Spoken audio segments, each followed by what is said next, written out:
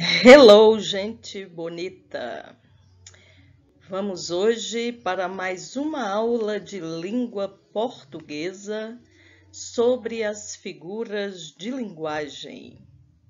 Para vivermos bem, temos que estudar muito e ter essas figuras de linguagem para sonharmos, para compararmos, para vivermos cheios de conhecimento e mais alegremente. Bons estudos para você. Então, as figuras de linguagem são recursos que a língua oferece para assim ser possível utilizar na literatura, nos poemas, nos contos, nas crônicas, nos romances, uma linguagem diferenciada, mais carregada de significados. A linguagem publicitária, as propagandas, também fazem muito uso das figuras de linguagem. Vamos ver algumas delas. Metáfora. A metáfora representa uma comparação implícita. A vida é uma nuvem que voa. Então, ali a vida foi comparada a uma nuvem que voa, porque entre elas há algo de semelhante. Na comparação, nós vamos ver que são utilizados conectivos de comparação. Como os conectivos como, assim, tal qual. Seus olhos são como jabuticabas. Então, a comparação e a metáfora, ambas são comparações. A diferença está que a comparação usa um termo comparativo e a metáfora não. Naquela metáfora, a vida é uma nuvem que voa, se eu disser a vida é como uma nuvem que voa, já vira comparação. E nesta comparação, seus olhos são como jabuticabas, se eu disser seus olhos são jabuticabas, aí já é uma metáfora. Metonímia. A metonímia é uma transposição de significados, considerando a parte pelo todo, o autor pela obra, etc. Costumava ler Shakespeare. Shakespeare é um autor famosíssimo, é o escritor de Romeu e Julieta. Então, quando eu digo que eu costumava ler Shakespeare, na verdade é uma metonímia porque eu não lia o autor, mas a obra que ele escreveu. Comi o prato todo. Eu comi a comida que tinha no prato e não o prato. Claro que a metonímia vai fazer entender que nós comemos o que tinha dentro do prato, mas a gente fala comi o prato todo. Antítese. A antítese é o uso de termos que têm sentidos opostos, contrários. Toda guerra finaliza por onde devia ter começado, a paz. Então, paz e guerra são palavras de sentido contrário, por isso esta frase tem uma antítese. Paradoxo. O paradoxo representa o uso de ideias que têm sentidos opostos. Então, veja lá, a antítese tem os sentidos opostos nas palavras e o paradoxo tem o sentido oposto nas ideias. Olha o exemplo do paradoxo. Estou cego de amor e vejo o quanto isso é bom. Vejam que a ideia, olha só, cego e vejo. Como é que eu estou cego e eu estou vendo? Então, por isso que é um paradoxo. Olha as ideias contrárias.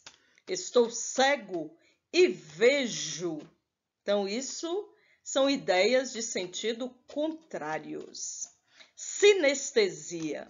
A sinestesia acontece pela associação de sensações por órgãos de sentidos diferentes. Com aqueles olhos frios, disse que não gostava mais da namorada. Então, quando foram utilizados ali foi utilizada a palavra olhos, nós temos a visão. E quando falou frios, nós temos o tato. Para a gente saber que está frio, nós temos que pegar. Então, usou o tato. Então, ali misturando, né, a visão, ver os olhos, e o tato, nós temos a figura da sinestesia.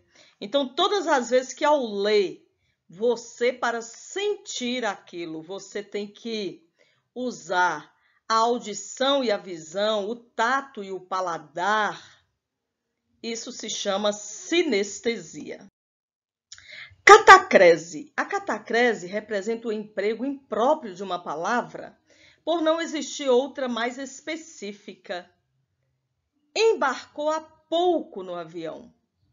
No sentido próprio da palavra embarcar, ela só serviria para entrar em um barco. E a gente usa embarcar para o avião também. Por isso que a catacrese não tem outra palavra mais específica para dizer que entrou no avião. A perna da cadeira quebrou. Não existe outra palavra para eu chamar esta parte da cadeira. A asa do copo, então isso se chama catacrese, quando eu emprego uma palavra, porque eu não tenho outra mais específica para designar. Aliteração. A aliteração é a repetição de sons consonantais. Então, vão repetir consoantes. O rato roeu a roupa do rei de Roma. Dá até um trava-línguas, né? Então, aí repetiu o R em quase todas as palavras. E isso se chama aliteração. Assonância é a repetição de sons vocálicos. Então, agora são vocais. Por isso que a aliteração e a assonância são o contrário, o complemento uma da outra, porque uma é de som consonantal, é a aliteração. E as vogais ficam com a assonância. Olha o exemplo. O que o vago e incógnito desejo de ser eu mesmo de meu ser me deu. Então, ali houve a repetição da vogal E, do som do E. Ser eu mesmo de meu ser me deu. Então, isso se chama assonância. Eufemismo é utilizado para suavizar o discurso. Entregou a alma a Deus. Ao invés de falar de forma mais forte, mais grosseira, morreu. Aí fala, entregou a alma a Deus. Então, eufemismo é suavizar. Ao invés de falar com a pessoa, você é um ladrão, não. Você age por meios ilícitos, que vai dar a mesma coisa, mas de forma mais suave. A onomatopeia é a inserção de palavras que imitam sons. Não aguento o tic-tac desse relógio. Então, tic-tac é a representação de um som, portanto, esta frase tem uma onomatopeia. Miau, au, au, todas são exemplo de onomatopeia. Personificação ou prosopopeia. A personificação ou prosopopeia é a atribuição de qualidades e sentimentos humanos aos seres inanimados. Né? Seres inanimados é que não tem alma. Só tem alma o ser humano. Então, quando eu pego uma qualidade, um sentimento que é própria do ser humano e dou para um ser inanimado, isso é um exemplo de personificação ou prosopopeia.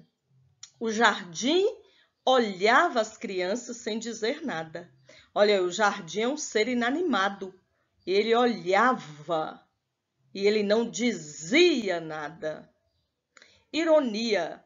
A ironia é a representação do contrário daquilo que se afirma.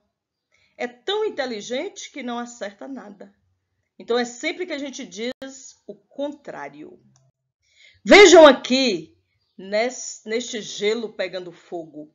Aqui nós temos um exemplo de paradoxo. Que ideias mais contrárias, né? Pegar fogo na água, uma água sólida no gelo, mas é também água. Então, aí é um paradoxo. As ideias são diferentes aí, são contrárias.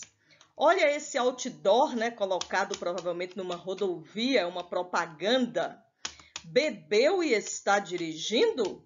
Vai ficar lindo com uma coroa de flores. Então, aí usou uma ironia, né? A pessoa vai morrer se ela beber e dirigir.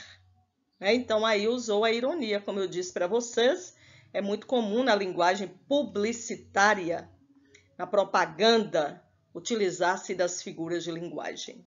E aqui nós temos da turma da Mônica, Chico Bento e Zé Lelé. Então veja aí no primeiro quadrinho, Zé Lelé se olhando no espelho. Chico chega no segundo quadrinho, tá se olhando no espelho, Zé Lelé? Eu não. Ele é que tá me olhando. Então aí ele utilizou a prosopopeia, a personificação. O espelho está olhando para ele. Então vejam que legais, né, são as figuras de linguagem para vários momentos da nossa vida, várias aprendizagens, várias leituras. Fiquem com Deus, até a próxima aula. Um forte abraço.